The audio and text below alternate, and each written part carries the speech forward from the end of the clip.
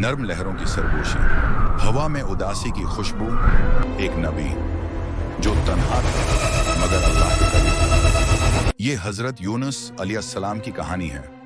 वो नबी जो अंधेरों में भी नूर ईमान के साथ जिंदा रहे। अल्लाह पाक ने हजरत यूनुस अलैहिस्सलाम नीनवा की बस्ती की तरफ भेजा।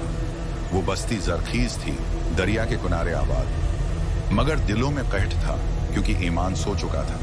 लोग पत्थरों से बने बतों को पूजते, उनके सामने सजदा करते और समझते कि वही उनके रब हैं। तब नबी यूनुस अलैहिस्सलाम ने आवाज बुलंद की, आए लोगों, तुम्हारा रब एक है, उसी ने तुम्हें पैदा किया, उसी के सामने झुक जाओ। लेकिन लोग हंसने लगे।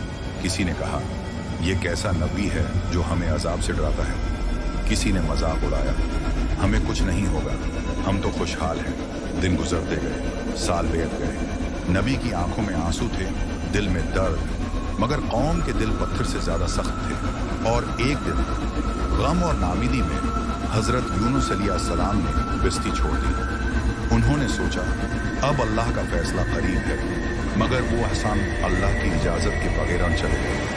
यही उनका इम्तिहान था। रात अंधेरी थी, हवाओं ने शोर मचाया,